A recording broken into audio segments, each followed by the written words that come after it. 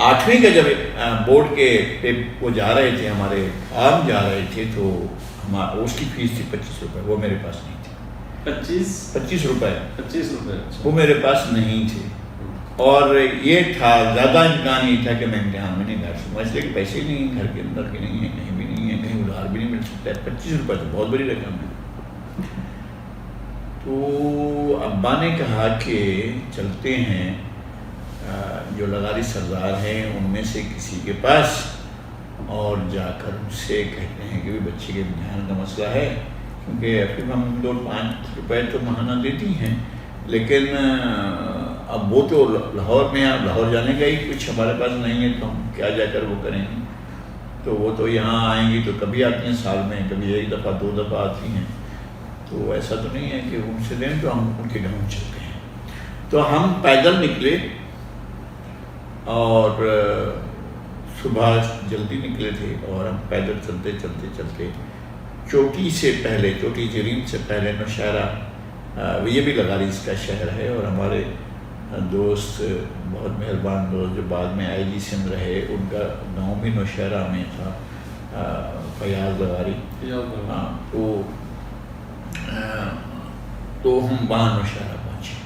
نوشہرہ میں ظاہر جو بھی شخص آیا ہے اور وہاں مہمان خانے پہنچا ہے، اس نے کھانا بھی کھانا ہے۔ ہم پہنچے ہیں، دوپہر ہو گئی ہے، خاصا ٹائم گزر چکا ہے، 1-2 سے اوپر ٹائم ہو چکا ہے، اب صبح سے چلتے ہوئے وہاں پہنچے ہیں۔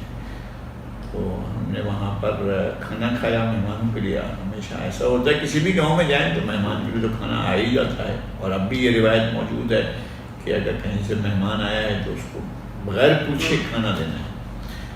تو کھانا کھانے کے بعد میں ایک طرف ہو کر بیٹھ گیا۔ ابا نے مجھے کہا یار میرا دل نہیں کر رہا ہے، مجھے ہمت نہیں پڑ رہی ہے کہ میں جا کر کسی سے مانگوں اور کہوں کہ جی میرا بیٹا پڑھ رہا ہے، اس کے لیے پیسے دو، تو مجھے دل نہیں کر رہا، میری ہمت نہیں پڑ رہی ہے، میں کیا کروں، مجھے سمجھ میں نہیں آتا۔ تو میں نے کہا آپ کی مرضی ہے، پھر چھوڑ دیتے ہیں، نہیں پڑھتے، پڑھنے سے کیا ہے، ویسے بھی کون سا پڑھنے کے ہمیں کچھ ملے گا، نہیں یار یہ بھی نہیں کرنا ہے۔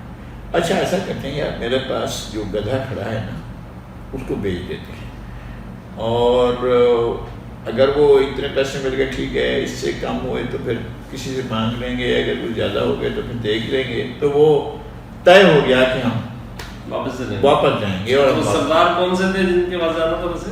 وہ احمد علی خان تھے، وہاں پر یہ بھی لغاریز کے ہی، اور یہ ان کے چیف جنرل منیجر ہوتے تھے زمینوں کی نگرانی کے لیے آفریقہ مندوٹ کے، اور ویسے ان کا خاصا وہ تھا، ان کا بڑا رسپیکٹ تھا۔ ان کے ہمارے جو صوبائی وزیر تھے ابھی، ان کے دادا تھے محسن لغاری۔ اچھا، محسن لغاری ہمارے دوست ہیں۔ تو انہوں نے کہا کہ بھائی نہیں اب واپس چلتے ہیں۔ واپس ہم وہاں سے روانہ ہوئے، راستے میں رات پڑ گئی، اتنا سفر تھا کہ راستے میں ایک جگہ رات پہ ہم رات کو راستے میں رہے ایک جگہ پر، اور پھر اگلے دن صبح پہنچے۔ ابا نے جا کر اس گدھا کو بیچ دیا، اس کے ملے 28 روپے۔ 28 روپے سے 25 روپے انہوں نے مجھے دیے، میں نے جا کر فیس جمع کرا دی، اور باقی 3 روپے سے انہوں نے انڈوں کا کاروبار شروع کیا تھا، یہ مجھے یاد ہے۔ تو یہ چیز رہ گئی تھی۔ اب ہم 9ویں میں پہنچے ہیں، باقی حالات آپ کے سامنے ہیں۔ تو 9ویں کا امتحان ہم دے چکے ہیں، اور لگا ہے ہمارے ہیڈ ماسٹر صاحب کو کہ یار یہ میں نے جس سے بڑی توقع لگائی ہوئی تھی، اور پھر یہ اس نے سائنس بھی نہیں پڑھی، پڑھا بھی آرٹس ہی ہے، اور کوئی وہ بھی ٹھیک بھی نہیں ہے شاید۔ تو اس دوران میں ایک یہ واقعہ ہوا کہ میرے ماموں کی بیٹی سے یہ ایکسپیکٹ کر رہے تھے کہ ان کو رشتہ ملے گا۔ میری نانی یہ سوچ رہی تھی کہ ان کے بھتیجی کا رشتہ انہیں ملے گا، اور لیکن وہ رشتہ انہوں نے نہیں دیا، بلکہ ہمارے جو نانی کے بھائی تھے انہوں نے اپنے چچا زاد بھائی کو رشتہ دیا، اور اس طرح سے ایک تنازع اٹھ کھڑا ہوا، اور لگا یہ کہ اس سے جھگڑا ہو جائے گا شادی کے اوپر کوئی بہت بڑا۔ تو نانی اپنے بیٹے کو لے کر کراچی یہاں کراچی میں آ گئی۔ کراچی میں یہاں سے پہلے سے موجود تھے، دونوں ٹانگوں سے معذور تھے، اور میرے والدہ کے سگے چچا زاد بھائی تھے، ان کا نام فضل الدین تھا، فضل الدین، وہ یہاں پر تھے، تو وہ ان کے پاس پہنچ گئے، بتاتا موجود تھا، اور ایک دو خاندان ہمارے آن اینڈ آف اس طرح آتے رہتے تھے کراچی میں، چونکہ ہم ایک دفعہ کراچی آ چکے تھے اور وہ فضل الدین بھی کراچی تھا، تو یہ فیملی نے ہجرت کا سلسلہ جو ہے وہ شروع کر رکھا تھا، تو یہ وہاں پہنچ گئے۔ تو اس دوران میں گرمیوں کی چھٹیاں ہو گئیں، گرمیوں کی چھٹیوں میں یہ کہا گیا کہ بھائی یہ چھوڑیں، یہاں پر تو روزگار نہیں ہوتا ہے۔ ہاں، پیچھے ان کے میرے چھوٹے ماموں اور میرے والد بھی چلے گئے، اب ہم رہ گئے پیچھے، صرف ہم لوگ رہ گئے، نانی بھی چلی گئیں اور ماموں بھی چلے گئے، پھر میرے والد بھی چلے گئے، پھر چھوٹے ماموں بھی چلے گئے، اب ہم رہ گئے والدہ اور ہم 4 بھائی 1 بہن، اب ہم یہ ہو چکے ہیں۔ بہن اپریل میں پیدا ہوئی اسی سال 70 میں، اور اس کی عمر بھی 4-5 مہینے ہیں، تو اب تو نانی دادی ہو چکی۔ تو وہ جو ہے اب یہ طے ہوا کہ جی ماموں جو بڑے ہیں وہ واپس آئے کہ ہمیں بھی لے چلیں کراچی لے۔ اچھا، تو ہم تیاری کر رہے ہیں وہاں جانے کے لیے، اور اب میں ویژولائز کر رہا ہوں کہ میں نے کراچی میں پڑھنا ہے، یعنی آپ 10th میں ہیں؟ یعنی میں 10ویں میں آ چکا ہوں، ٹھیک ہے، اب میں وہاں سے کراچی کے لیے روانہ ہو چکا ہوں۔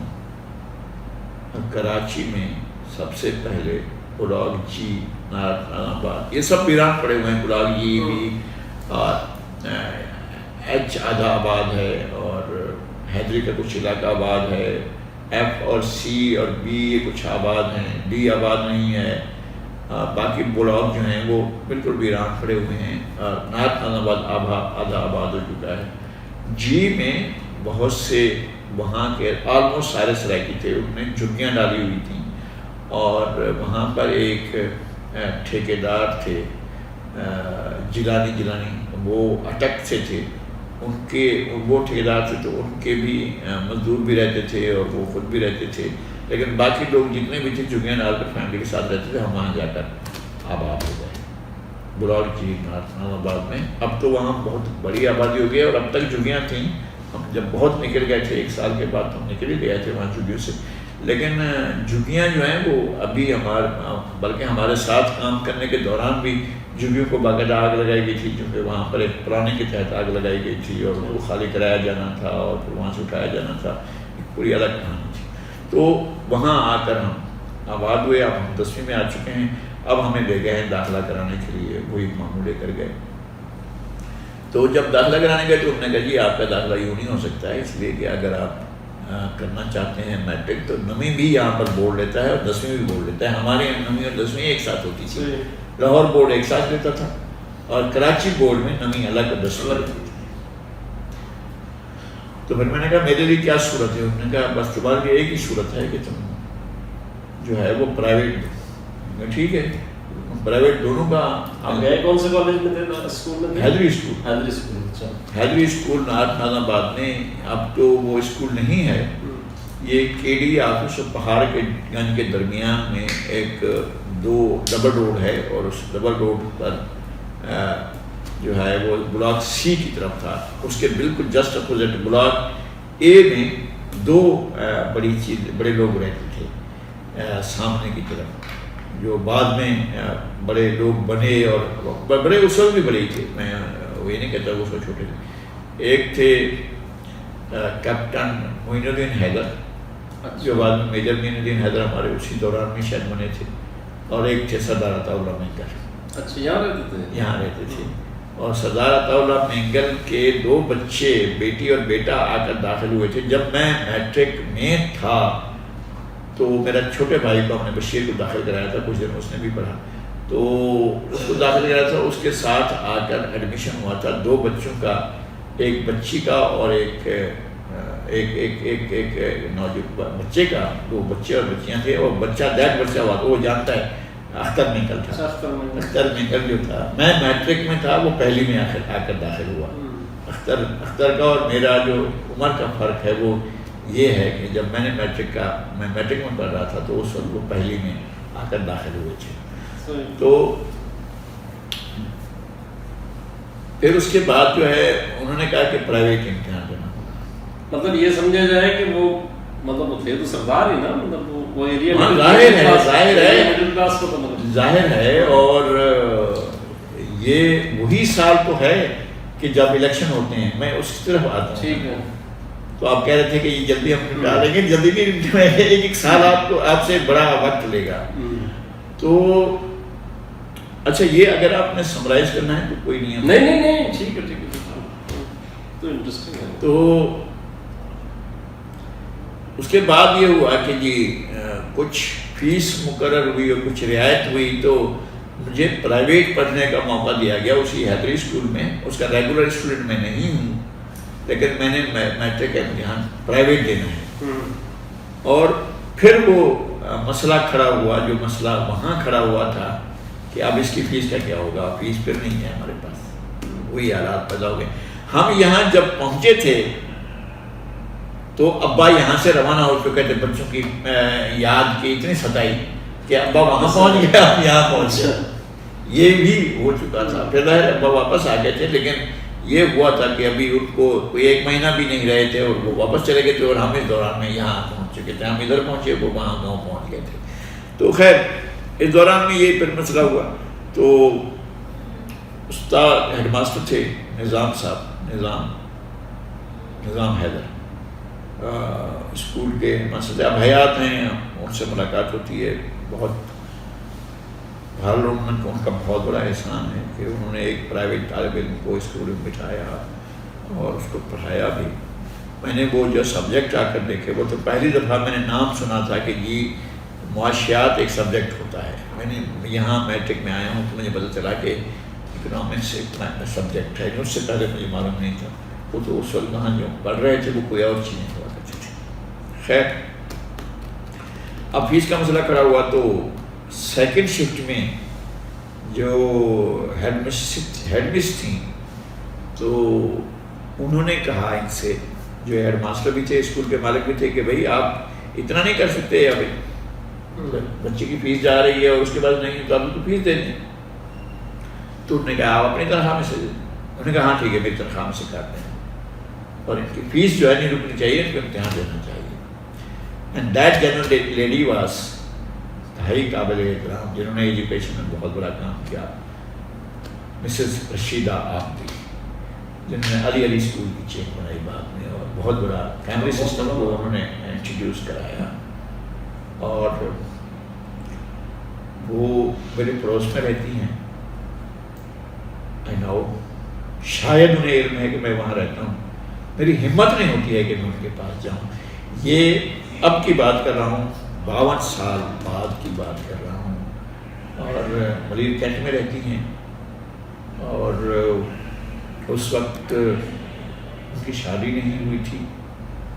اور جب ہم چھٹیوں کے امتحان کے بعد جب ہم آئے تھے تو ہمیں پتہ چلا تھا کہ نظام صاحب سے ان کی شادی ہو گئی ہے. تو ان کی ایک بچی ہوئی تھی، بچے ہوئے. ایک ان کی بیٹی ہمارے وہ تھے نا بھائی، آپ سے سب جانتے ہیں یار، یاور مہدی صاحب، یاور مہدی کی بہو، اس کی بیٹی ایک یاور مہدی کی بہو. اور ایک بیٹی ان کی جو تھی، ایک شادی ہوئی تھی تو ان کے داماد کرنل ہو گئے تھے. تو ان کی بیٹی کا انتقال ہوا ابھی کچھ سال 1.5 سال پہلے. تو طے یہ ہوا تھا کہ میں شارٹ کٹ کے نہیں کر رہا ہوں، میں ویسے بعد میں اپنے واقعات کی طرف جاؤں گا. تو ابھی 1.5 سال پہلے طے ہوا تھا کہ میرے ایک دوست ہیں، شاید آپ جانتے ضرور ہوں گے، لیکن ایک پورے عہد کے، پورے نسل کے اور ایک پورے مسلک کے وہ انتہائی قابل احترام شاعر ہیں، شاعر تھے بہت ہیں، ریحان اعظمی. موریت میں ہم نے ساتھ کام کیا، ہماری بڑی دوستی تھی. ریحان اعظمی جو ہیں وہ ان کے انہوں نے بیٹا ان کو بنایا ہوا تھا. تو میں نے ریحان اعظمی سے طے کیا کہ یار مجھے آپ ساتھ لے کر چلو. میری ہمت نہیں ہوتی ہے کہ میں ان کے ساتھ ان کے پاس جاؤں اور ان سے ملوں. تو یہ طے ہوا. پھر ریحان کا اچانک انتقال ہو گیا اور بس میری اب بھی میرا ایک کانٹیکٹ ہے، میرے پاس ان کا نمبر ہے. میری ہمت نہیں ہوتی کرنے کی تو وہ انہوں نے میری فیس دی اور میں نے میٹرک کا امتحان دیا. میٹرک کا امتحان دیا ہے یہ 1971 ہے. اور میٹرک مڈل کا امتحان بھی لیٹ ہو گیا تھا چونکہ ان دنوں سیاسی ہنگامے شروع ہوتے فروری میں ہوتے تھے, اپریل میں ہوئے تھے, اور اس وقت بھی تھوڑا لیٹ ہوئے تھے امتحان. جب کراچی میں ہم آ گئے تو بھی لیٹ ہوئے تھے, اور ابھی رزلٹ نہیں آیا تھا. تو رزلٹ کے آنے سے پہلے اسکول سے ذرا سے فاصلے پر ایک بڑا ہاسپٹل ہوتا تھا, وہ اب بھی ہے, سیفی ہاسپٹل اس کا نام ہے ناظم آباد میں. اس سے پہلے اس کا نام سغرا بائی مل والا ہاسپٹل ہوتا تھا. تو سغرا بائی مل والا ہاسپٹل میں نے پہلی جاب کی 70 روپے ماہانہ پر پرچی کاٹنے کی.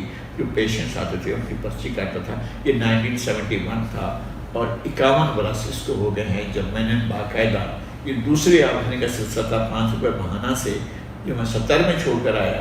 71 میں نے جاب کی, یہ تھی 70 روپے ماہانہ کی. اور مزدور کی مزدوری اس وقت 3 روپے ہوتی تھی, یعنی 90 روپے کماتا تھا مہینے کے, اگر سارے مہینے اس کو کام ملتا. اور میری 70 روپے کی ماہانہ آمدنی جو ہے وہ ہوئی, اور میں میٹرک میں پہنچ گیا. میٹرک کا میں نے امتحان دیا, تو اس کے بعد ابھی رزلٹ سے پہلے ہو گیا. اور میں نے یہ جاب جو ہے وہ اس پورے سال میں جاری رکھی 71 میں. لیکن 70 کے واقعات یہ ہیں کہ 70 کے واقعات میں دسمبر میں الیکشن ہوتے ہیں. ہمارا جو حلقہ ہے اس کے اندر لگ رہا ہے کہ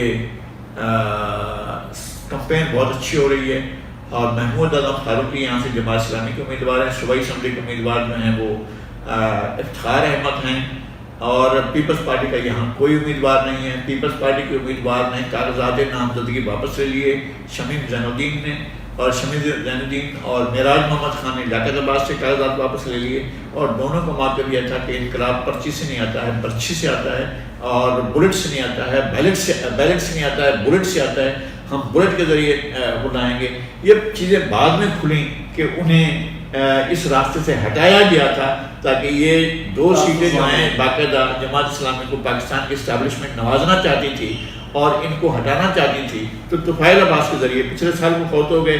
یہ باتیں ہم نے ریسرچ بھی کی تھیں, معلوم بھی کی تھیں, معراج صاحب سے بڑے جھگڑے بھی کیے, باتیں بھی کی. یہ ساری چیزیں لندن میں ہمارے جھگڑے ہوتے رہے, اور انہوں نے مان لیا تھا کہ ہاں ہماری غلطی تھی. اور یہ طفیل عباس نے مجھے کہا تھا کہ آپ یہاں سے نہ لڑیں, اور یہی کچھ شمیم زین الدین نے کیا تھا. وہ خاتون تھیں اور انہوں نے بھی اپنے واپس لے لیے تھے کاغذات. یہ 2 سیٹیں چھوڑ دی گئی تھیں, ورنہ ان 2 سیٹوں پر معراج کی کامیابی 100% کامیابی تھی.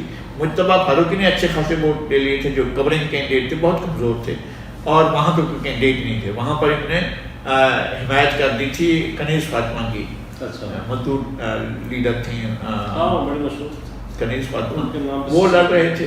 تو پھر یہ ہوا کہ محمود اعظم فاروقی جیت گئے. اس حلقے میں ہم رہتے تھے. افتخار احمد اکیلے جماعت اسلامی کی واحد سیٹ جو ہے 2 قومی اسمبلی کے جیتے, وہ پروفیسر ظہور احمد کی اور محمود اعظم فاروقی کی 2 سیٹیں قومی اسمبلی کی, اور صوبائی اسمبلی کی ایک ہی سیٹ پر کامیاب ہوئے. جماعت اسلامی کو کامیابی ملی تھی. پیپلز پارٹی کو صوبائی اسمبلی قومی اسمبلی میں 2 سیٹیں ملی, عبدالحفیظ پیرزادہ اور عبدالستار ڈبول جیتے. صوبائی اسمبلی میں انہیں جو ہے وہ 17 میں سے 9 سیٹیں ملی. پٹیل حاجی قاسم عباس پٹیل بلدیہ ٹاؤن سے جیتے, اور اس کے بعد جو ہے وہ عبداللہ بلوچ جیتے ناظم آباد, گولی مار اور اوڈ گولی مار سے, اور اس کے بعد جو ہے وہ احمد علی سمرو اور امداد حسین شاہ جیتے لیاری سے. بٹس روڈ سے اور صدر کے علاقے سے جیتے عبدالواحد عرشی, یہ بے نظیر بھٹو اور مرتضیٰ کو اردو پڑھاتے تھے, اور مرتضیٰ کی اردو بہت اچھی تھی. آپ نے کبھی اردو سنی ہوگی, آپ ملے بھی ہوں گے.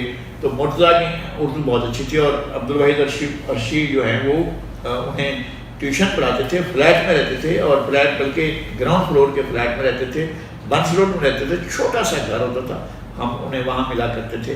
تو عبدالواحد عرشی جیتے بنس روڈ اور صدر کے سیٹ سے. ولی محمد جاموٹ جیتے تھے وہاں سے ابراہیم حیدری اور کرنگی اور اوپر کے علاقے سے, اور فیڈرل بھی ایریا کے حلقے سے جو ہیں وہ جیتے تھے محمد علی ڈبول. بعد میں جہاں پر مرکز بنا تھا ایم کیو ایم کا, اس جگہ سے محمد علی ڈبول پیپلز پارٹی کے ٹکٹ جیتے تھے. اب ناظم آباد سے جیتے پیپلز پارٹی جیتی تھی، گولی مار سے پیپلز پارٹی جیتی تھی. اچھا درمیان کا جو علاقہ تھا یہاں سے سعید حسن جیتے تھے، یہ بھی پیپلز پارٹی کے ٹکٹ پر جیتے تھے. اور ایک خصوصی سیٹ پر جو ہے وہ آئی تھی تاج بی بلوچ جو تھیں وہ میاں والی کی تھیں اور وہ سرائکی اسپیکنگ تھیں. تو یہ جو ہے اس طرح سے پیپلز پارٹی نے شہر میں آلموسٹ کامیابی حاصل کی تھی. اپوزیشن میں 4 سیٹیں تھیں جے یو پی کی، شاہ فرید اللہ، ظہور الحسن بھوپالی، محمد حسن حقانی، حاجی زاہد علی، یہ 4 سیٹیں تھیں. اور یہ حاجی زاہد علی کامیاب ہوئے تھے لیاقت آباد سے، حسن حقانی مولانا حسن حقانی جو ہیں وہ کامیاب ہوئے تھے اپنا بنارس اور اورنگی ٹاؤن کے علاقے سے، اور شاہ فرید اللہ ادھر ملیر کے علاقے سے کامیاب ہوئے تھے، اور ظہور الحسن بھوپالی جو ہیں وہ لائنز ایریا کے علاقے سے کامیاب ہوئے تھے. 4 سیٹیں جے یو پی کی ملی، 1 سیٹ جماعت اسلامی کو ملی.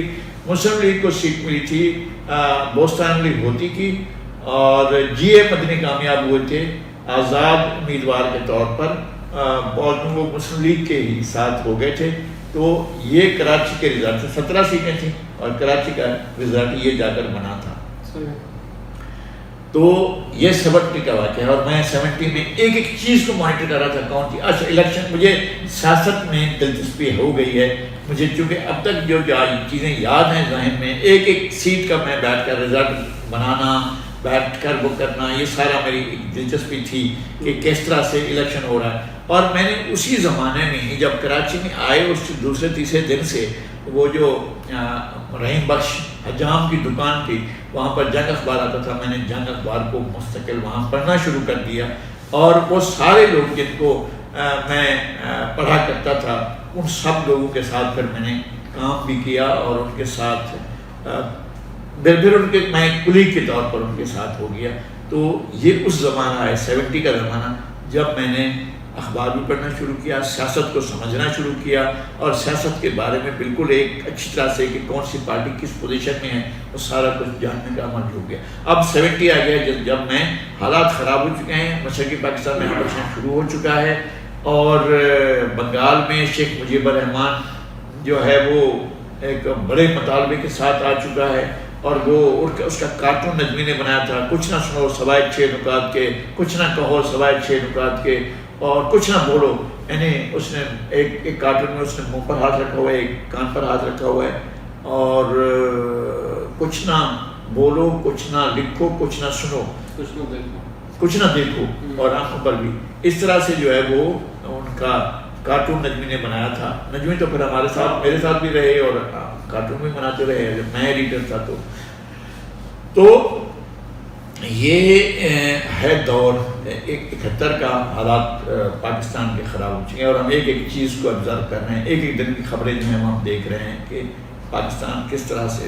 اچھا یہ جو سیاسی معاملات تھے یا آپ کسی سے ڈسکس بھی کرتے تھے یعنی یا اپنے طور پر تجزیہ کرتے تھے؟ نہیں، ایک تو یہ کہ ہم رہتے تھے جے میں، جے کی بالکل اپوزٹ ایف بلاک تھا. ایف بلاک میں ایک بہت بڑی کوٹھی تھی اور ایک خالی پلاٹ تھا، اس کے ساتھ کوٹھی تھی. کوٹھی بہت ہی شاندار تھی اور 2000 گز مطلب تقریباً آدھے بیگھے پر بنی ہوئی تھی، اور اس کے اندر بہت شاندار گارڈن تھا، اور وہاں فلموں کی شوٹنگ ہوا کرتی تھی. ہم لڑکے لوگ وہاں سے بھاگ کر آ کر فلموں کی شوٹنگ دیا کرتے تھے. وہ گھر تھا ڈاکٹر امیر احمد کا، اور ڈاکٹر امیر احمد کے گھر میں جو ان کی بیگم تھیں وہ امریکن یونیورسٹی آف بیروت سے انہوں نے MBBS کیا ہوا تھا، ڈاکٹر عالم احمد نے.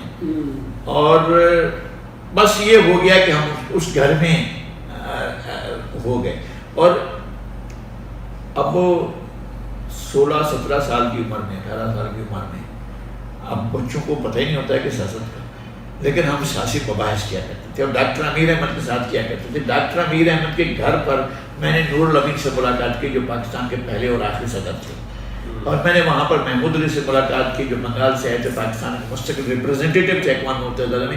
وہاں سے جب آئے اور یہاں پاکستان میں آئے تھے تو ان سے یہاں ملاقات کی، جنہیں تا حیات منسٹر ہے وہ تا حیات، اور میرے بہت اچھے دوست تھے، میرے بہت اچھے دوست تھے. اور وہیں ڈاکٹر امیر احمد، اب ڈاکٹر امیر احمد ایک سورس آف انسپائریشن ہے اور ہم ان کو مل رہے ہیں، اور وہ ان کو بھی شاید ایک سامع چاہیے تھا، اور میں سامع اچھا ہوں، میں جتنا بولتا زیادہ ہوں اتنا سامنے بھی میں اچھا ہوں. جب میں سن رہا ہوں تو سنتا ہوں میں, اور میں سمجھنے کا ان کو یہ ایکسپریشن بھی دیتا تھا کہ میں آپ کی باتیں سمجھ بھی رہا ہوں, اور آپ مجھے جو کہہ رہے ہیں میں اس کو کمیونیکیٹ بھی مجھے ہو رہا ہے. تو ان کے گھر پر کئی لوگوں سے ملاقات ہوئی, نور الامین سے ملاقات ہوئی, محمود علی سے ملاقات ہوئی, راجہ ٹری دیو رائے سے ملاقات ہوئی, اس کے علاوہ وہاں پر نواب زادہ نصراللہ خان سے ملاقات ہوئی, مشتاق مرزا سے ملاقات ہوئی. یہ اس وقت کے دور ہے کہ جب ابھی 70 اور 71 کا دور چل رہا ہے. تو میرا خیال ہے کہ اب میں ایک سیاست کی وادی میں بھی موجود ہوں, اور صحافت کی میں جان پڑھ رہا ہوں ریگولر, اور کوئی چیز نہیں, اشتہار بھی چھوڑتا ہوں میں, اور شفیع قیل کے کتاب بھی نہیں چھوڑتا ہوں, اور رئیس امروی کے کتاب بھی شفیع قیل پنجابی میں لکھا کرتے تھے, اور روزانہ ان کا چھپتا تھا, روزانہ پنجابی میں. اب پنجابی کی شدھ بدھ بھی مجھے ہونے لگی ہے, سرائکی کے علاوہ, بلوچی کے علاوہ. گھر میں تو میں نے شاید نہیں بتایا آپ کو کہ گھر میں ہم بلوچی زبان بولتے تھے, اور وہ پورا جو ماحول ہے اس میں سرائکی بولی جاتی تھی. یہاں آ گئے ہم تو ہماری آشنائی اردو تو ہم اسکول سے پڑھ رہے ہیں, تو اردو بھی ہو گئی, پھر اردو پڑھنا بھی شروع کر دیا. اب ہمیں پنجابی سے بھی آشنائی ہو رہی ہے کہ اب شفیع قیل کی نظمیں روزانہ چھپتی تھیں ادارتی صفحے پر, ہم وہ بھی پڑھ رہے ہیں. تو یہ تعلق بھی ہمارا ہو رہا ہے. اب یہ وہ زمانہ ہے کہ جب ہم اس سال مجھے یاد ہے کہ جب جنگ شروع ہو رہی ہے اور پاکستان پر حملہ ہو رہا ہے, تو ہم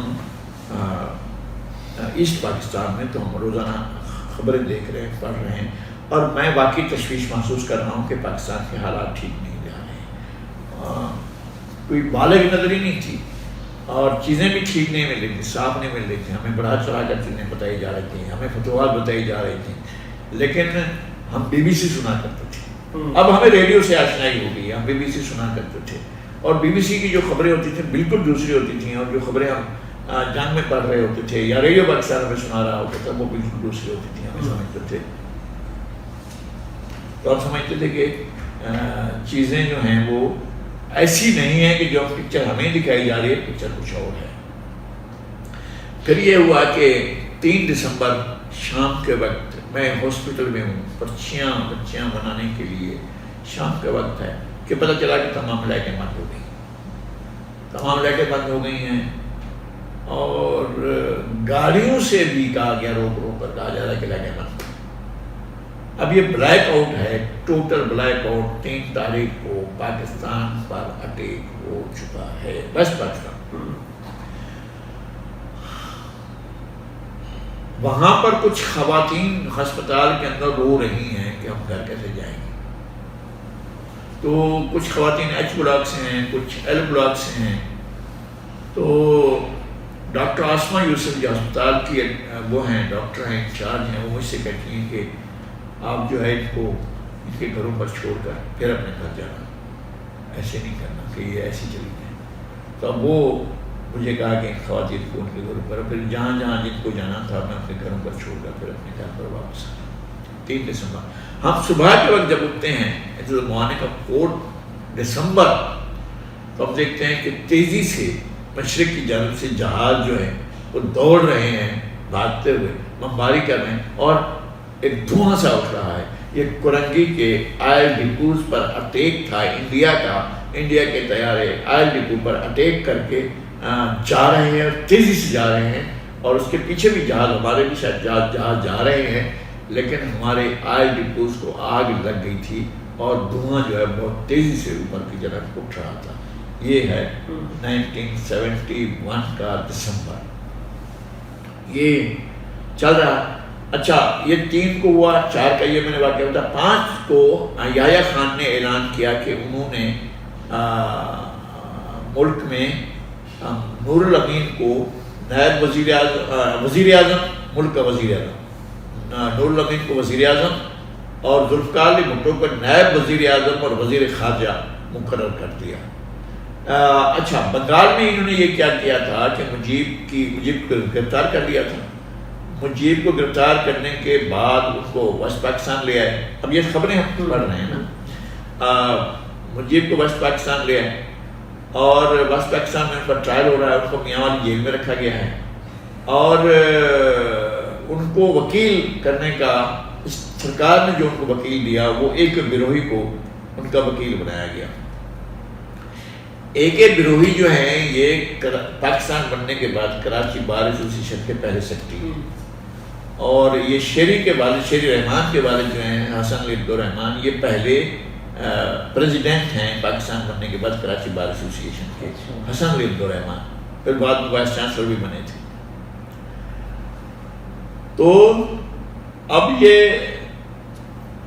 واقعات شروع ہو چکے ہیں, اور نور الامین وزیر اعظم, ذوالفقار علی بھٹو نائب وزیر اعظم اور وزیر خارجہ, اب ان کا حلف نہیں ہوا, حلف کے بغیر ہی بھٹو کو کہا گیا کہ آپ چلے جائیں, اور حلف اٹھائے بغیر ہی نامزد وزیر خارجہ لکھا جاتا تھا. پاکستان کے نامزد وزیر خارجہ ذوالفقار علی بھٹو اقوام متحدہ پہنچے. اچھا, اب یہ اقوام متحدہ میں ہم روزانہ کی کارروائی دیکھ رہے ہیں. پاکستان کے پرماننٹ ریپرزنٹیٹیو جو ہیں وہ ہیں محمود علی, اور محمود علی کے بعد پھر آغا شاہی کو بنایا گیا تھا پاکستان کا مستقل مندوب جو ہے,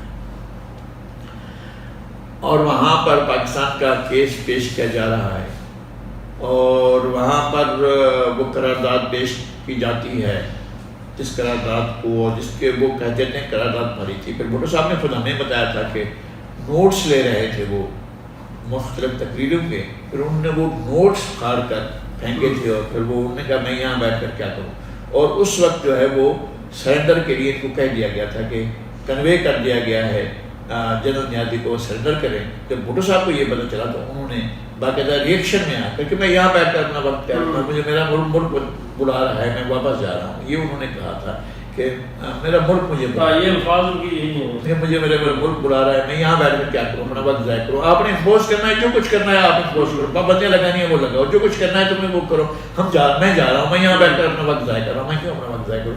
یہ تقریر ہمیں یاد ہے جو انہوں نے کی تھی, اور وہ جو منٹس تھے وہ انہوں نے پھاڑے تھے.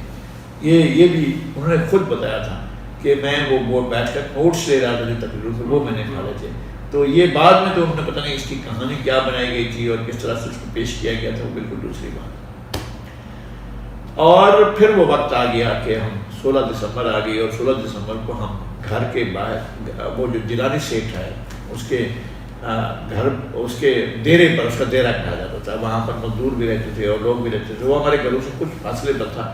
ہم وہاں جا کر ریڈیو سن رہے ہیں جہاں یحییٰ خان کہہ رہا ہے کہ وقتی طور پر ایک محاذ سے پیچھے ہٹنے کا مطلب یہ نہیں ہے, اب یہ جملے ہی سنتے جائیں, وقتی طور پر کسی محاذ سے پیچھے ہٹنے کا مطلب یہ نہیں ہے کہ جنگ ختم ہو گئی ہے, ہماری یہ جنگ جاری رہے گی, ہم گلی گلی میں کوچے کوچے میں ایک سڑک پر ہم لڑیں گے, اور ہماری جنگ آخری فتح تک جاری رہے گی. یہ سرنڈر کرنے کی دستاویز تھی. یہ پاکستان ہتھیار ڈال رہا ہے, ڈال چکا ہے, اور اس کے بعد یہ تقریر ہو رہی ہے جس میں پاکستان باقاعدہ ایسٹ پاکستان میں اپنی شکست کو تسلیم کر چکا ہے, اور وہاں پر ہتھیار ڈالے جا چکے ہیں. اور جنرل اروڑا جو ہے یہ پھر ایک اور ہسٹری ہے کہ جنرل اروڑا, جگجیت سنگھ اروڑا وہاں نہیں تھا جنگ میں. یہ جو ہے یہ نیازی کا وہ تھا کہ میں کسی جونیئر کے سامنے ہتھیار نہیں ڈالوں گا. جنرل کیا کہ جنرل ہتھیار ڈالتا ہے تو لیفٹیننٹ جنرل کو بلایا گیا, وہ اس کا بیک مین تھا جگجیت سنگھ اروڑا, اس کو لایا گیا کہ وہ اس کے سامنے آ کر ہتھیار ڈالے, اور جنرل کو بلایا گیا. پھر اصل میں جو انہوں نے کہنا یہ چاہتے تھے کہ ہم یہ بھوکے مکاری کو سامنے ہتھیار ڈالیں, اصل یہ تھا, مسئلہ یہ تھا. تو انہوں نے بھوکے مکاری کو سامنے ہتھیار نہیں ڈالنے تھے, انہوں نے کہا کہ بھی جنرل کے سامنے. جنرل ایک دن پہلے اس کا بیان چھپا تھا, ہم نے پڑھا تھا کہ جی دشمن میری لاش پر سے گزر کر ڈھاکہ میں داخل ہو سکتا ہے. تو وہ لاش سے نہیں گزرا, وہ انہوں نے آ کے اس سے ہتھیار ڈلوائے, اور یہ سارا واقعہ ہوا. یہ 16 دسمبر کو یہ واقعہ ہوتا ہے. 20 دسمبر کو اب اس دوران میں یہ سارے پھر کھر صاحب کی زبانی ہم نے سنا, کھر صاحب کے ساتھ بڑی ہماری نشستیں ہوتی ہیں, تو وہ سارے واقعات بتاتے ہیں کہ مجھے یہ کہا گیا کہ اب آپ جائیں اور بھٹو صاحب کو لے کر آئیں. اور میں وہاں پہنچا ہوں, آئی تھنک وہ کہتے ہیں روم پہنچے ہیں, اور بھٹو صاحب جو ہیں وہاں سے روم آ چکے ہیں, اور بھٹو صاحب کو لینے کے لیے ایئر مارشل رحیم خان اور مصطفیٰ کھر پہنچے ہیں. اور بھٹو صاحب یہ سمجھ رہے ہیں کہ برٹش ٹیک اوور کرے گی اور اس میں تمام پولیٹیکل لوگ کو ایلیمنیٹ کر دے گی, انکلوڈنگ ہمسیلف. تو پھر رحیم نے کہا نہیں ایسا نہیں ہے اور ایسی پوزیشن بھی نہیں ہے، تو اب آپ آئیں اور پورے ملک کو ریبلڈ کرنا ہے آپ نے، اور آپ آ کر وہ ٹیک اوور کریں۔ تو کھر اور بھٹو صاحب ایک ساتھ آئے۔ اب یہ 20 دسمبر کو پہنچے ہیں، تو 20 دسمبر کو ہینڈنگ اوور ٹیکنگ اوور کی سیریمنی جو ہو رہی ہے، اس کے لیے جو مرکزی کردار ادا کر رہے ہیں وہ غلام اسحاق خان ہیں۔ غلام اسحاق خان نے اقتدار جو ہے وہ یحییٰ خان سے لے کر بھٹو صاحب کو دینا ہے، اور باقاعدہ اس کی حل برداری ہوتی ہے، بلکہ وہ ٹیکنگ اوور ہینڈنگ اوور بھی ہوتی ہے، اور ایک دستاویز بنتی ہے جس سے یحییٰ خان جو ہے معذور ہو جاتے ہیں۔ پھر شام کو بھٹو صاحب تقریر کرتے ہیں۔ اچھا، یہ 20 دسمبر ہی ہے۔ اب ایک اور میں آپ کو انٹرویو، ہمارے دوست ہیں شاید آپ جانتے ہیں جلیل سلاسل، انہوں نے انٹرویو کیا جنرل گل حسن کا۔ اب جنرل گل حسن یہ کہتے ہیں کہ جب یہ ہو چکا اور اقتدار منتقل ہو چکا تو پھر مجھے بھٹو صاحب نے بلایا اور انہوں نے کہا کہ میں آپ کو عالم چیف بنانا چاہتا ہوں، یحییٰ خان کو بنانا چاہتا ہوں۔ تو میں نے کہا کہ مجھے سوچ کر جواب دینا ہوگا۔ تو انہوں نے کہا ٹھیک ہے آپ چلے جائیں، اس روم میں چلے جائیں، آپ بیٹھ کر سوچیں۔ تو میرے پاس اتنے سگریٹ تھے کہ میں ایک سگریٹ کے ختم ہونے سے پہلے اسی سے دوسرا سگریٹ جلا لیا کرتا تھا۔ تو میں سگریٹ پر سگریٹ پیے جا رہا تھا اور سوچ رہا تھا۔ تو اس دوران میں تقریباً 20 سگریٹ پی چکا، اور پھر بھٹو صاحب نے شاید بھیجا میرے پاس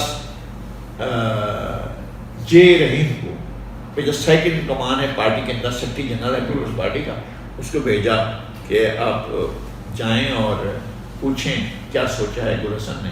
تو انہوں نے آ کر میرا دروازہ کھولا، میری نظر پڑی گل حسن پر، تو میں نے اس کو کہا کہ الو کے پٹھے ابھی میں سوچ رہا ہوں۔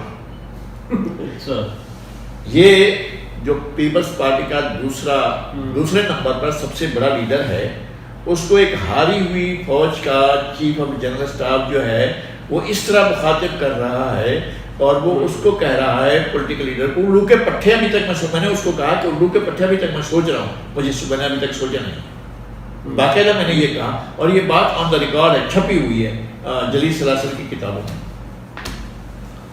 تو اب یہ 20 دسمبر کا یہ واقعہ ہوتا ہے کہ پھر ظاہر اعلان ہو جاتا ہے کہ گل حسن واحد پاکستان کی آرمی چیف ہے، فرام جنرل ایوب سے لے کر جنرل قمر جاوید باجوہ تک، جو واحد وہ ہے جو فل جنرل نہیں ہے، فل اسٹار نہیں ہے۔ جنرل گل حسن فل اسٹار جنرل لیفٹیننٹ جنرل ہے، اور وہ اس وقت جو ہے وہ چیف آف جنرل اسٹاف ہے۔ حالانکہ اس وقت فل جنرل جو تھے وہ دو تھے، ایک یحییٰ خان تھے جو سپریم کمانڈر تھے، اور کمان جو تھی فوج کی وہ عبدالحمید خان کے پاس تھی، جنرل عبدالحمید کے پاس تھی، اور پھر ایک پورا گروپ تھا ان کا جنرلوں کا۔ اور پہلی تقریب میں بھٹو صاحب نے تقریباً 8-10 جنرلوں کو فارغ کیا تھا، ایک ہی تقریب میں سارے نام لیتے گئے، اور یہ جو ہے ان کو ہٹا دیا، ان کو ہٹا دیا، ان کو انگلش میں تقریر کر رہے تھے اور سب کے نام لے رہے تھے، یحییٰ خان کو، جنرل حمید کو، جنرل پیرزادہ کو، جنرل مٹھا کو، جنرل عمر کو۔ اس طرح سے انہوں نے کوئی 8-10 جنرلوں کو ایک ساتھ ہٹانے کا اعلان کیا تھا، اور گل حسن جو ہیں ان کو پھر لیفٹیننٹ جنرل گل حسن کو انہوں نے پاکستان کا آرمی چیف بنانے کا اعلان کیا تھا۔ تو 20 دسمبر کا یہ واقعہ ہو گیا۔ میں نے بھٹو صاحب کی شام کو تقریر سنی، اور ریڈیو پر تو ہم نے تقریر سنی۔ ویسے اس وقت ہم نے ٹی وی بھی دیکھنا شروع کر دیا تھا۔ ایک ہمارے ہمارے ماموں وہ فضل الدین رہا کرتے تھے، تو وہ ایک کوٹھی میں رہا کرتے تھے، اور وہ کوٹھی والوں نے بھی انہیں اپنا ایک عزیز سمجھا ہوا تھا، تو میں ان کے پاس چلا جاتا تھا، اور ان کے گھر میں ٹی وی ہوا کرتا تھا، وہاں بیٹھ کر میں ٹی وی دیکھتا تھا۔ لاؤنج میں ان کا ٹی وی رکھا ہوا تھا، اور ٹی وی دیکھنا جو ہے میں نے وہاں سے شروع کیا تھا۔ ٹی وی کو دیکھنا بھی، ٹی وی کو سمجھنا بھی، ٹی وی کے بارے میں جاننا بھی، بلکہ اسد جعفری کا پروگرام ہوتا تھا۔ اب جو ہے وہ اسد جعفری کا اسد جعفری کا ایک پروگرام ہوتا تھا 70 میں، ہر تان ہے دیپک، اور کیا کمال پروگرام تھا، اس کی ویورشپ بہت زیادہ تھی، لوگ بہت اس کو دیکھتے تھے۔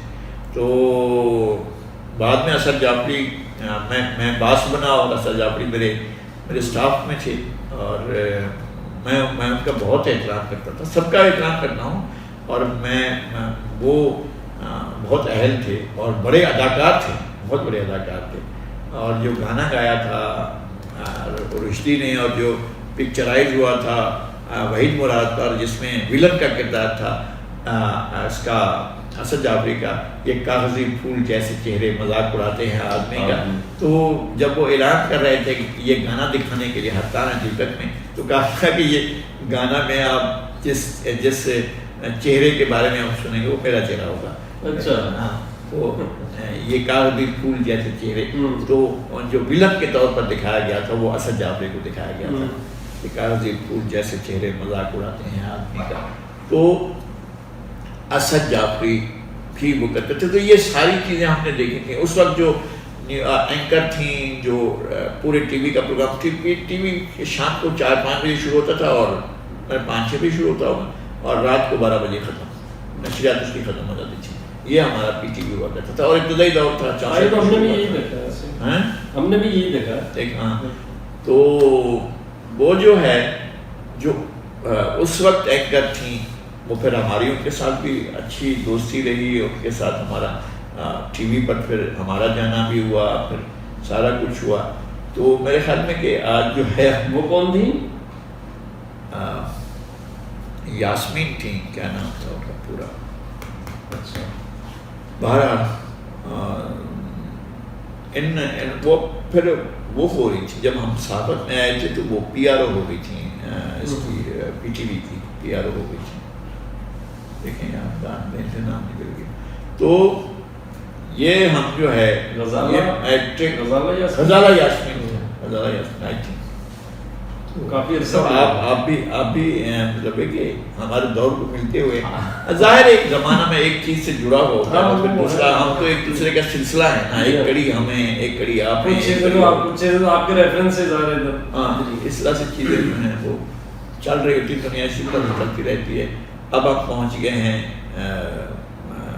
71 کو، اور 71 کو پاکستان 2 لاکھ ہو چکا ہے اور جو ہے ٹیک اوور ہو چکا ہے اور پیپلز پارٹی برسر اقتدار آ چکی ہے.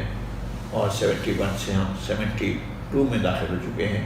اور 71 میں ہم نے ایڈمیشن لیا تھا پریمیئر کالج میں، لیکن ہم ریگولر نہیں پڑھ سکے. خاندان نے واپس جانے کا فیصلہ کیا کہ ہم اپنے گاؤں جاتے ہیں، ہم یہاں نہیں رہتے ہیں. لیکن وہ فیصلہ نہیں رہ سکا. 5-6 مہینے کے بعد پھر انہیں واپس آنا پڑا.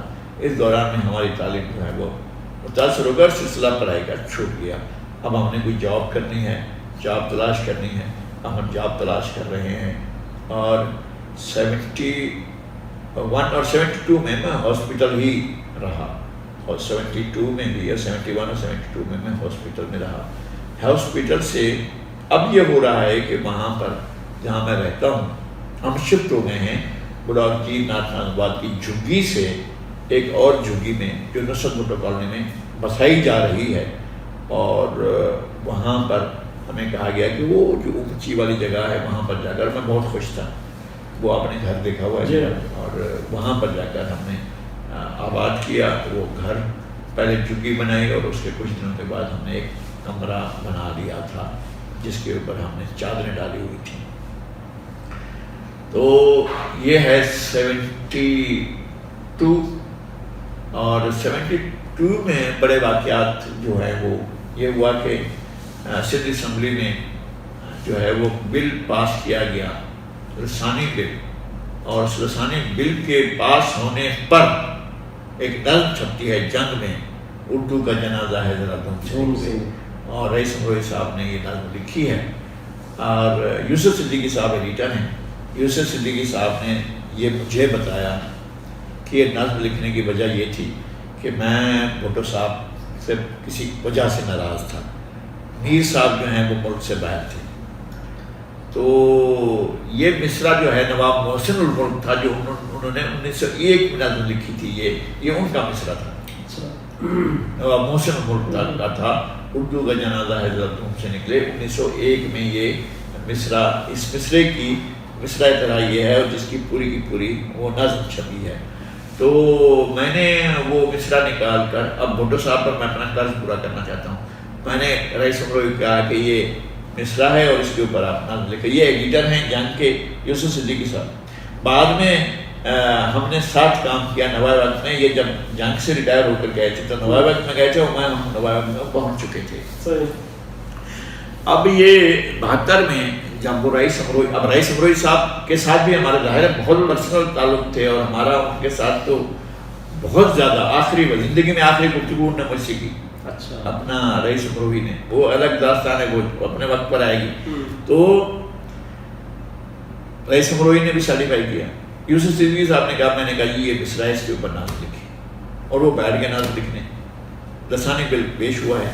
سندھی کو ایک لازمی مضمون کے طور پر سندھ میں شامل کیا گیا ہے کہ سندھ میں جو بچہ پڑھے گا وہ کسی بھی میڈیم پڑھ رہا ہو لیکن اس نے سندھی کو ایک لازمی زبان کے طور پر پڑھنا ہے. اس کے اوپر وہ نواب محسن الملک کا مصرع اردو کا جنازہ ہے ذرا دھوم سے نکلے, وہ یوسف صدیقی نے اٹھا کر دے دیا رئیس امروئی کو, نظم لکھی اور یہ مصرے کی پٹی لگائی گئی جنگ کے چاروں طرف, اردو کا جنازہ ہے ذرا دھوم سے نکلے, اردو کا جنازہ ہے ذرا دھوم سے نکلے, چاروں طرف بلیک پٹی دینے کے بعد وہ کہا کہ نظم صفحہ 2 پر بنے.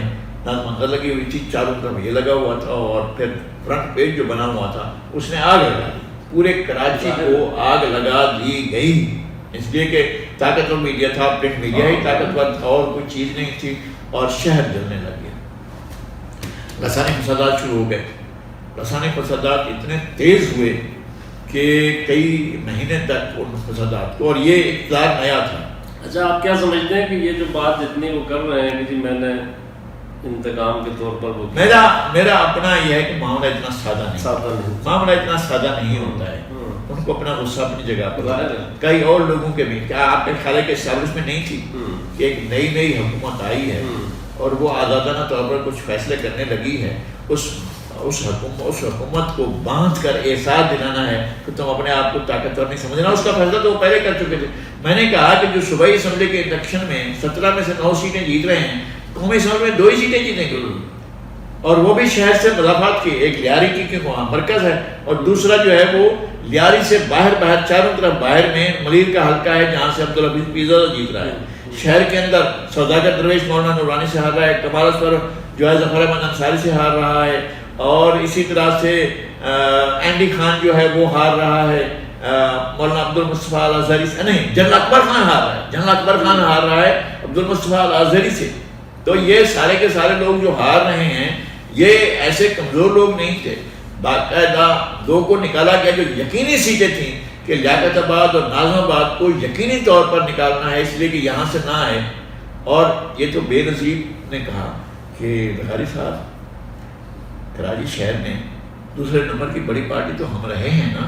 میں نے کہا کس نے کہا آپ کو, آپ نہیں مانتے. میں نے کہا کس نے کہا آپ کو, آپ نہیں مانتے. میں نے کہا بی بی یہ تو بتائیں آپ کو کس نے کہا.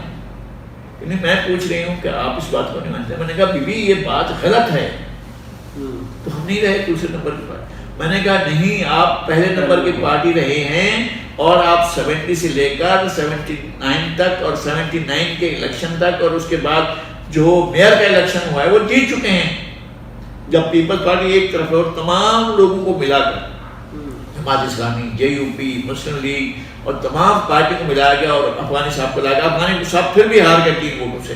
تو عبدالخالق اللہ والوں کو ہرانے کے لیے 3 ووٹ کینسل کیے گئے, ان کو کراش کیا گیا, اور 3 ووٹ جو کینسل کیے گئے اس میں خانم گوہر اجاز کا تھا, خانم گوہر اجاز اور اس کی بھابھی کا تھا, اور ایک اور ووٹ اور تھا جس کینسل کیا گیا, اور ان کو جتوا دیا. ڈپٹی میئر پھر بھی پیپلز پارٹی کا, اور ڈپٹی میئر پیپلز پارٹی کا جو ہے وہ نہ صرف یہ کہ 79 کے الیکشن میں بلکہ 83 کے بلدیاتی الیکشن میں بھی وہ پیپلز پارٹی کا ڈپٹی میئر آتا ہے. میئر کو پھر نہیں آنے دیا جاتا ہے, میئر پھر افغانی آتے ہیں, اور ڈپٹی میئر جو ہے پھر وہ آ جاتے ہیں عمر یوسف ڈیڈا, وہ اتنا عرصہ رہتے ہیں. تو میں نے کہا آپ یہ شہر تو ہمیشہ سے آپ کا رہا, جب ایم کیو میں آ گئے اور اس نے ٹیک اوور کیا, شہر کو ٹیک اوور کر لیا, اس وقت تک تو پیپلز پارٹی شہر کی سب سے بڑی پارٹی ہے, تو نہیں آنے دیتے تو یہ ان کی مرضی ہے. تو وہ جو آپ کہہ رہے ہیں کہ اچھا اتنا سادہ معاملہ تھا کہ یوسف صدیقی صاحب نے کیا, یوسف صدیقی صاحب ٹول کے طور پر استعمال ہوئے, اور اصل گیم جو تھا وہ یہی تھا کہ شہر کو یہ ایک تاثر دینا ہے کہ ایک سیگمنٹ کا شہر ہے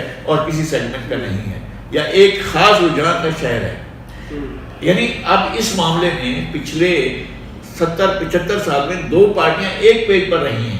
آپ کو حیرت ہوگی, جماعت اسلامی اور کمیونسٹ پارٹی دونوں کی دونوں ایک پیج پر رہی ہیں کہ ہم نے اس سیگمنٹ کے طور پر ایک ساتھ رہنا ہے. کراچی کی آئیڈینٹی، کراچی کی ڈیموگرافی، کراچی کی جو آیا ہے ایک بڑا انفلکس آیا ہے پاپولیشن کا، ان کی نمائندگی کے لیے جو ہے کمیونسٹ پارٹی اور جماعت اسلامی میں ہمیشہ ایک جماعت کی طرف، اور اب تک یہی صورتحال چل رہی ہے نا. جو ایم کیو ایم کا کراچی کا لیڈر ہوتا ہے وہ ان کو سراج الحق کو ابھی تک تھوڑی اس طرح سے مانتا ہے کہ ہمارا جو ہے وہ ٹھیک ہے، ان کا ڈسپلن بہت طاقتور ہے اور بہت زبردست ہے، لیکن بہرحال مستقبل کے امیر تو آپ کو ڈاکٹر صاحب نظر آتے ہیں نا، یہ اس میں کوئی ایسی بات نہیں. تو یہ چیزیں جو تھیں چل رہی تھیں، اور شہر میں جو کچھ ہوا ہے، شہر کو جس طرح سے باقاعدہ نظر آتش کیا گیا انسانی ہنگاموں کے دوران، اور جس طرح سے یہ کیا گیا، تو یہ ہم نے دیکھا ہے. شہر کو جلتے ہوئے دیکھا، گاڑیاں چلتی ہوئی دیکھیں، عمارتیں چلتی ہوئی دیکھیں، بلڈنگ چلتی ہوئی دیکھی ہیں، یہ سب کچھ ہو رہا تھا. اچھا، اس کے بعد 72 میں کہ اب اس کو کیسے ریسٹور کیا جائے، تو لیفٹ کے کچھ لوگ جو کمیونسٹ پارٹی اس میں ساتھ ہے، اس سارے گاؤں میں میرا ایک چارج ہے، میرا یہ ذاتی الزام ہے کہ وہ اس میں ساتھ ہے کہ شہر سے بھٹو کو، ایک سندھی کو روٹ آؤٹ کیا جا رہا ہے. اور یہ اتنی بڑی کامیابی جو الیکشن میں مل چکی ہے، اس کے اوپر ہم نے آئی واش کر دینا ہے، کچھ بھی نہیں ہے بھائی، کوئی چیز نہیں. اب یہ جو ہے، ورنہ شفیق قریشی اور جماعت اسلامی ایک پلیٹ فرق رکھتے جو مزدوروں کا اتنا بڑا. اچھا، پھر یہ بھی ہوتا ہے کہ مزدوروں کا سب سے بڑا لیڈر اعزاز نذیر الیکشن لڑتا ہے مزدوروں کے سب سے بڑے حلقے سائڈ سے اس وقت کا، اور وہ جو ہے اپنا ایک ٹرائبل چیف جو میرے ضلع سے آیا ہے، اس کے مقابلے میں جا کر الیکشن ہارتا ہے، 92 ووٹ لیتا ہے اور وہ 72,000 ووٹ لیتا ہے.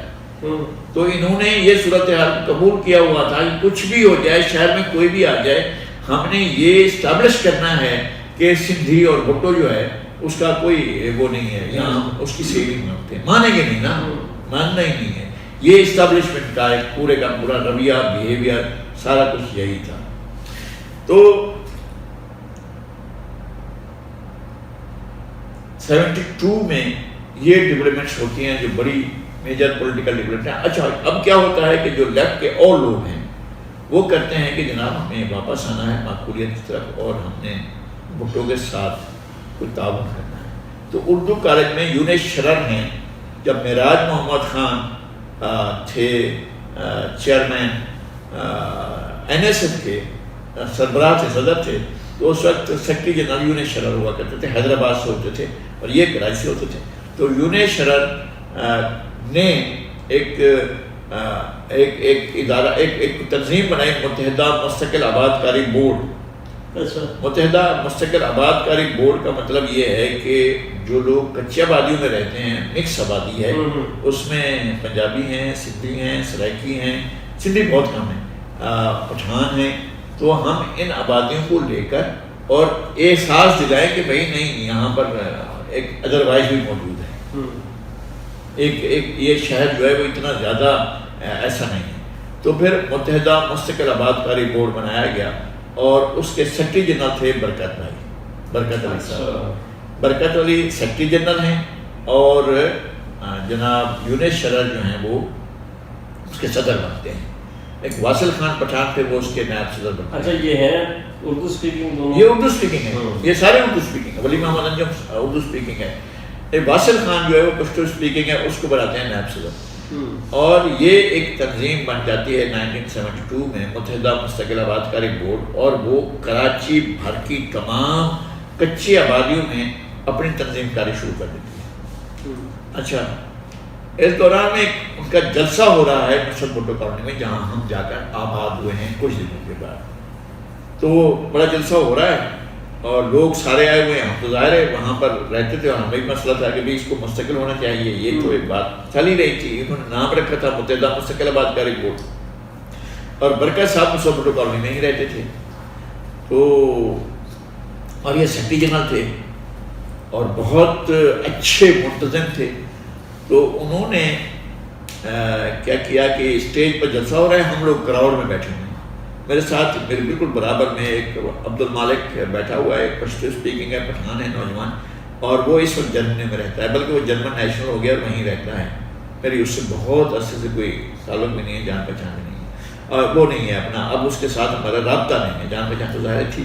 تو عبد المالک اور میں ساتھ بیٹھے ہوئے ہیں، کراؤڈ ہے، سینکڑوں لوگ بیٹھے ہوئے ہیں.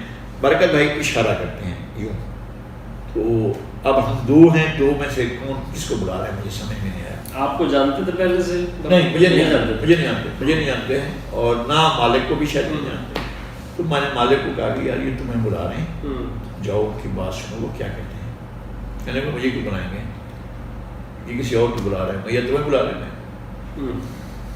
تو اچھا ہم چپ کر کے بیٹھ گئے. انہوں نے پھر اشارہ کیا. میں نے کہا بھائی یہ بلا رہے ہیں تمہیں. اس نے کہا بھائی مجھے نہیں بلایا، مجھے کیوں بلا رہے ہوں گے. تو میں نے کہا مجھے کیوں بلا رہے ہوں گے. پھر انہوں نے تیسری مرتبہ اشارہ کیا. تو پھر میں نے پوچھا کہ میں یا یہ. تو انہوں نے کہا یوں کیا، مجھے میری طرف اشارہ کیا. میں نے کہا کہ اچھا اب یہ جائے کہیں گے کہ جاؤ میرے گھر یا کہیں اور جاؤ گلاس پانی کا تلاش کرو اور جا کر ان لوگوں سارے لوگ جو بیٹھے ہوئے ان کو پانی پلاؤ، اور شاید اسی لیے مجھے بلا رہے ہیں. تو جب میں اسٹیج پر پہنچا، اسٹیج بنا ہوا تھا، ٹیبلز لگا کر بڑا اسٹیج بنایا گیا تھا. تو مجھے کہا اوپر آ کر بیٹھو. کرسیاں نہیں بچھی ہوئی تھیں، لوگ ایسے فرش پر بیٹھے ہوئے تھے سارے لوگ. تو مجھے کہا کہ ادھر بیٹھے. میں بیٹھ گیا. ولی محمد انجم تقریر کر رہا تھا. یہ ولی محمد انجم تھا، شاید یہ نام تھا اس کا.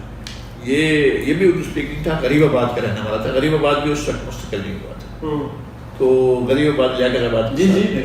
تو یہاں پر ولی محمد انجم یہاں سے آیا تھا. تو وہ تقریر کر رہا تھا. مجھ سے کہا انہوں نے کہ پیچھے مڑ کر کہا کہ اس کی تقریر کے بعد تمہاری تقریر ہوگی. میں بڑا حیران ہوا. میں نے کہا میری تقریر کیا مطلب ہے یہ، مجھے آتی نہیں ہے تقریر کرنا. یہ اچھا اسکول میں تو میں کر چکا تھا تقریر، استاد لکھ دیا کرتے تھے.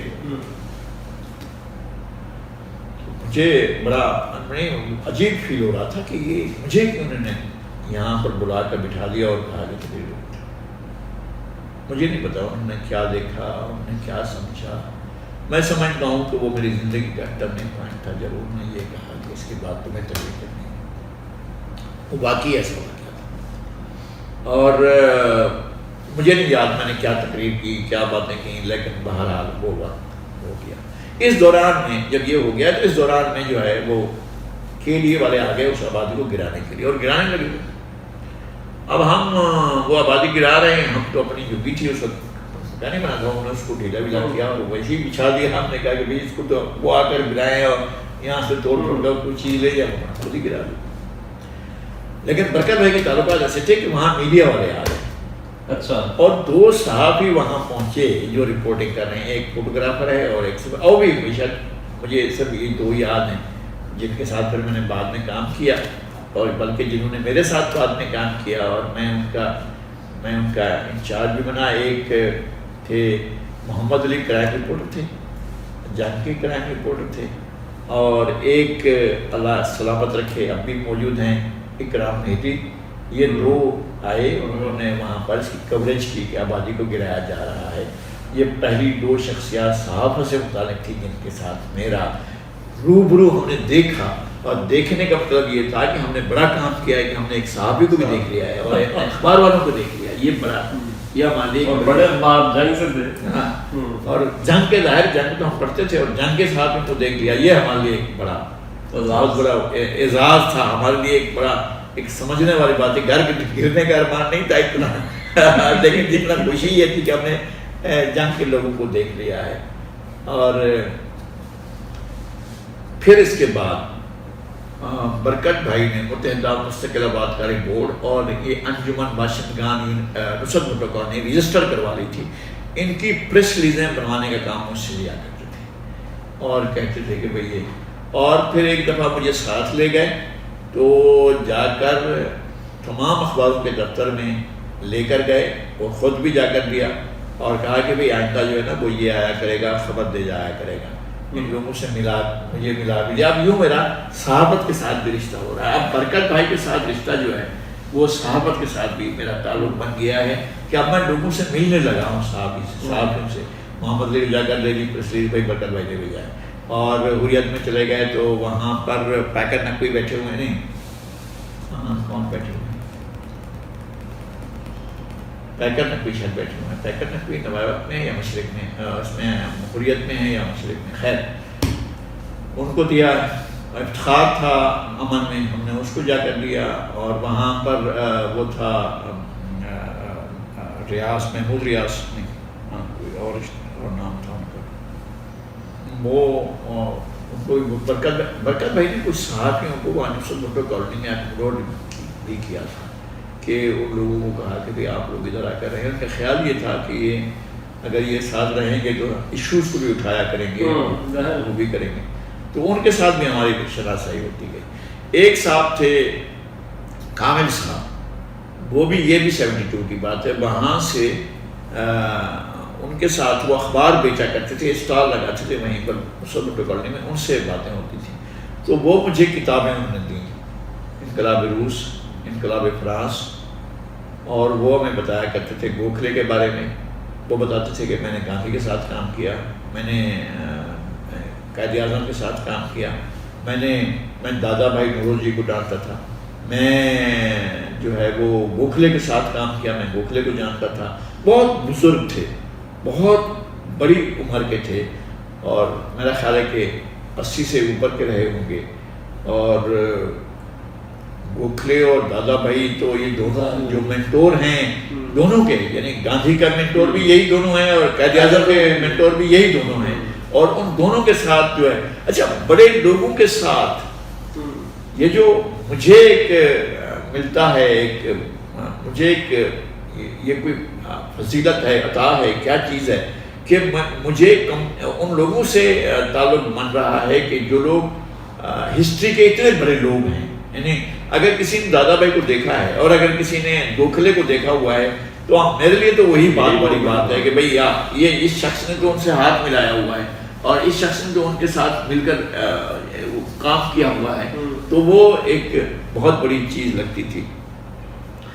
تو کامل صاحب تھے، اخبار بیچا کرتے تھے. اور ایک تھے ایس اے رحیم صاحب. ایس اے رحیم صاحب جو تھے وہ بمبئی مسلم لیگ کے غالباً عہدے دار رہے تھے.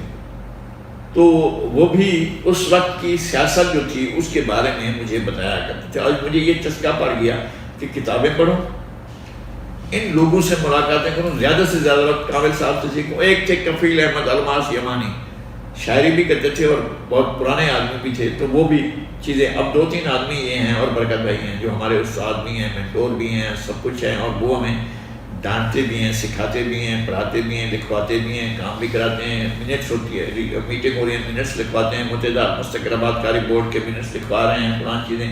اب ہمیں چیزیں اس طرح سے سمجھنا آ گیا اور اب میڈیا میں جانے کا بھی پتہ چل گیا ہے کہ کون کون سے اخباروں کے مشرق میں کہاں، مشرق کا دفتر کہاں ہے، حریت کا دفتر کہاں ہے، جنگ کا دفتر کہاں ہے، اور باقی اخباروں کے نئے روشنی کا کہاں ہے، آغاز کا کہاں ہے، اعلان کا کہاں ہے. یہ سارے دفتروں کے ہمیں پتہ چل گیا. پھر امن آ گیا تو امن کا دفتر کہاں ہے. تو ہمیں اس طرح سے ہمارا ان سے میڈیا والوں سے بھی ایک تعلق پیدا ہو گیا اور ہم بھی اپنے آپ کو ایک میڈیا کا بندہ سمجھنے لگے تھے.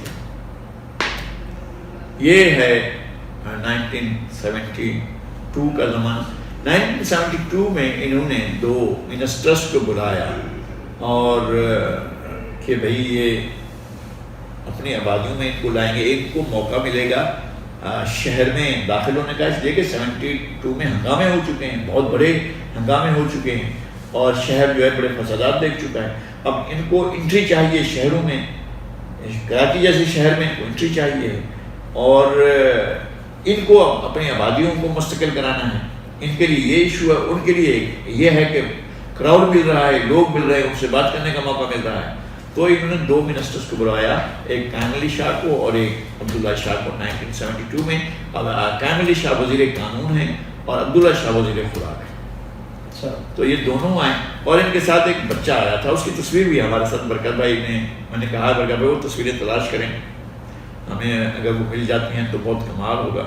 تو وہ بچہ جو ہے وہ مراد علی شاہ ہے اور چھوٹا سا بچہ ہے اور وہ آیا ہے اور ہم جو ہے کھڑے ہوئے ہیں ان کے ساتھ تصویر بنوا رہے ہیں.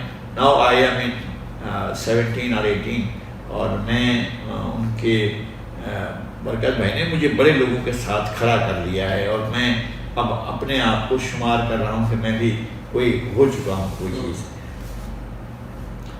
تو آپ برکت بھائی کو جانتے ہیں؟ جی جی میں کئی بار ملا ہوں، آفتاب، ہاں آفتاب کے بارے میں. تو اب انہوں نے جو ہے وہ ان سے اس وقت ملنا، اور اسی دوران میں ایک اور ہماری تعلق بنتا ہے. ڈس حسین ڈس سلوا ٹاؤن میں ایک پروگرام ہوتا ہے، تو برکت بھائی یہ بھی ساتھ لے کر جاتے ہیں، اور وہاں پر کمال اسور سے ملاقات ہوتی ہے. اور کمال اسور سے ملاقات شناسائی میں بدل جاتی ہے کہ مجھے پہچان لینا شروع کر دیا انہوں نے کہ مجھے جانتے، میرا یہ نام ہے اور میں یہ ہوں، اور میں بولتا بھی ہوں، اور میں تقریر بھی کرتا ہوں، اور میں اپنے ایشوز بھی پیش کرتا ہوں. یہ انہوں نے رجسٹر کر دیا کسی کو. اس وقت کیا تھے کمال اسور؟ وزیر خزانہ. اچھا وزیر خزانہ. الیکشن ہار گئے تھے اور ظفر احمد انصاری کے مقابلے میں الیکشن ہارتے. یہ 70 کا الیکشن ہارے تھے، اور ان کے والد چیف سیکرٹری تھے ایسٹ پاکستان کے، اور ان کے والد فار اے وائل کچھ دنوں کے لیے گورنر بھی رہے تھے ایسٹ پاکستان کے. اور ان کے سسر جو تھے وہ ایوب خان کے زمانے میں سیکرٹری انڈسٹریز تھے.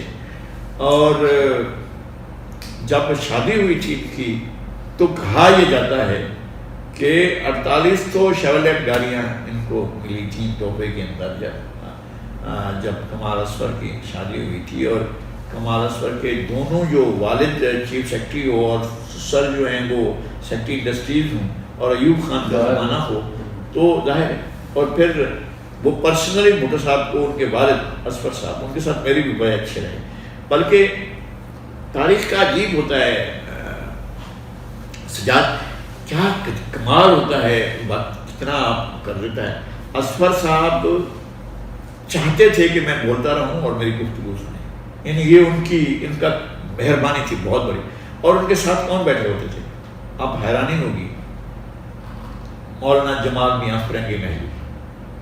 اب جمال میاں فرنگی محلی اور ان کے والد عبدالباری فرنگی محلی جنہوں نے پاکستان کے جن کو بانی میں آپ سمجھتے ہیں وہ یہی کچھ، یعنی وہ لوگ یہ تھے، یعنی جن لوگوں نے مسلم لیگ اگر تھی تو یہی کچھ تھی نا. جب قائد اعظم کے جو قریب ترین لوگ تھے وہ تو عبدالباری فرنگی محلی تھے، یا وہ تھے ظاہر الحسن لاری تھے، اس کے جو ابھی خاتون ہیں ہماری گورنر، ان کے والد اپنا نسرین جلیل اور یاسمین لاری دونوں بہنیں، اور وہ جو پاکستان کی بڑی آرکیٹیکٹ ہیں اپنا یاسمین لاری اور نسرین جلیل، یہ ظاہر الحسن زید ایچ لاری کی بیٹیاں ہیں.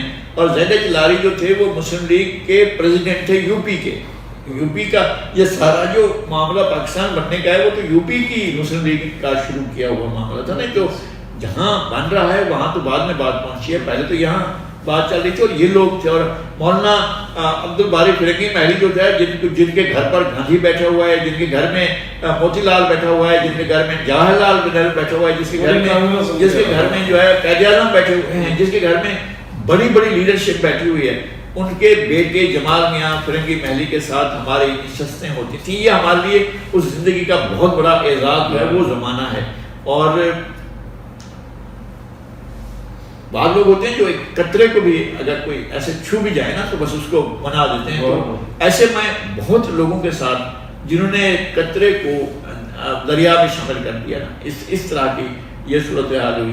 اور یہ وہ زمانہ ہے کہ جس میں ہم ابھی ایج کا یہ 17واں 18واں سال چل رہا ہے، ہم رجسٹرڈ ہو رہے ہیں سوسائٹی کے اندر کہ جی ہاں ہیں، اور ہماری بھی زندگی کا کوئی اثر ہے.